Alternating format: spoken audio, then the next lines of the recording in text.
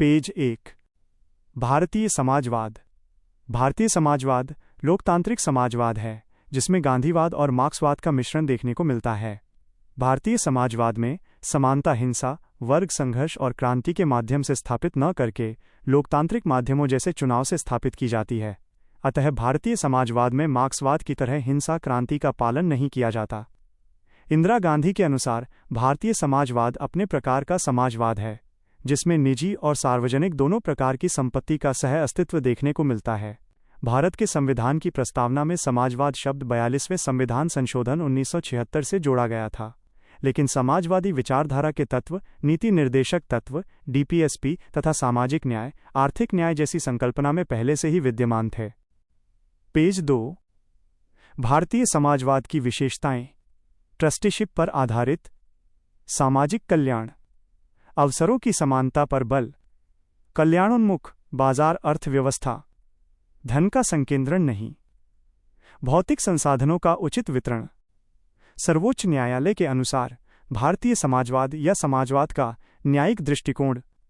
सर्वोच्च न्यायालय के अनुसार भारतीय समाजवाद केवल एक विचारधारा नहीं बल्कि एक नीति है। डी.एस.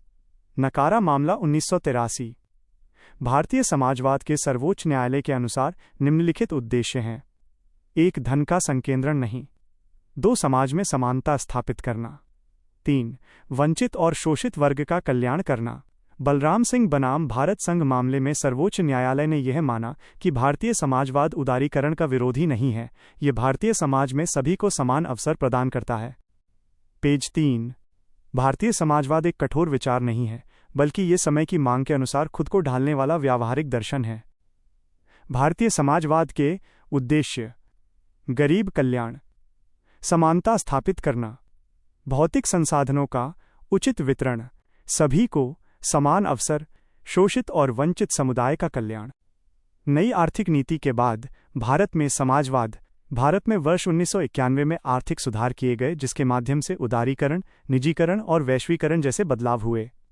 इसके बाद कुछ आलोचकों का मानना है कि समाज में आर्थिक असमानता, गरीबी और निजीकरण में वृद्धि हुई है। नई आर्थिक नीति के बाद वैश्विक संस्थान जैसे WTO के द्वारा दिए गए निर्देशों से सब्सिडी की सुविधाएं कम हुई हैं जिससे वंचित वर्ग प्रभावित हुआ है। पेज 4। समाजवाद की वर्तमान चुनौतियां। वर्तमान में समाजवाद के समक्ष कई प्रकार की चुनौतियां हैं, जैसे आर्थिक असमानता, क्रोनी कैपिटलिज्म, निजीकरण, लोक उपक्रमों में विनिवेश, तकनीकी विस्थापन जैसे AI राइट एरो, पारंपरिक रोजगार में कमी, राजकोषीय घाटा बनाम कल्याणकारी योजनाएं। भारत में नई आर्थिक नीति के बाद समाजवाद प्रभावित हुआ है, लेकिन भारत सरकार की नीतियों आज भी समाजवाद उनके केंद्र में निहित है।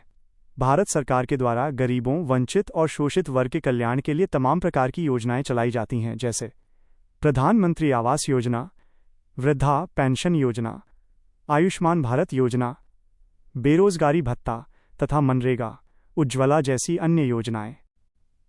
पेज 5। पंथ निरपेक्षता। पंथ निरपेक्षता का तात्पर्य है ऐसी विचारधारा जो धर्म और राज्य के मध्य के संबंधों को स्पष्ट करती है, जिसका मूल अर्थ है राज्य किसी एक धर्म को संरक्षण न दे, सभी व्यक्तियों को धार्मिक स्वतंत्रता प्रदान की जाए। भारतीय संविधान में पंथ निरपेक्ष शब्द 42वें संविधान संशोधन 1976 के द्वारा प्रस्तावना में जोड़ा गया। हालांकि इसका मूल भाव भारतीय संविधान में अनुच्छेद 25 से 28 के मध्य में पहले से ही विद्यमान था। सभी धर्मों में जीवन के अंतिम उद्देश्य के रूप में मोक्ष को ही माना गया है। भारतीय प्राचीन चिंतन में यह सिद्धांत निहित है और इसलिए भारतीय संविधान धर्म का अनुसरण करते हुए मोक्ष प्राप्त करने का सभी व्यक्तियों को अधिकार देता है। भारतीय पंथ निरपेक्षता की विशेषताएं। भारत में राज्य का कोई धर्म नहीं है। राज्य सभी धर्मों को बराबर मानता है। राज्य का धर्म विहीन स्वरूप। पेज 6। धार्मिक स्वतंत्रता का अधिकार। सभी व्यक्तियों को धार्मिक स्वतंत्रता का अधिकार दिया गया है। यह धार्मिक सहिष्णुता को बढ़ावा देता है। अल्पसंख्यकों के अधिकारों का संरक्षण। अल्पसंख्यकों को अपनी संस्कृति को बचाने का अधिकार दिया गया है। भारतीय पंथ निरपेक्षता का मॉडल केवल बहुसंख्यकों तक सीमित नहीं है। भारत में पंथ निरपेक्षता का सकारात्मक है जो सभी धर्मों के अस्तित्व पर यकीन रखता है। भारत में गत्यात्मक पंथ निरपेक्षता है, जिसके अंतर्गत अंतर्धार्मिक और अंतःधार्मिक दोनों प्रकार की पंथ निरपेक्षता देखने को मिलती है।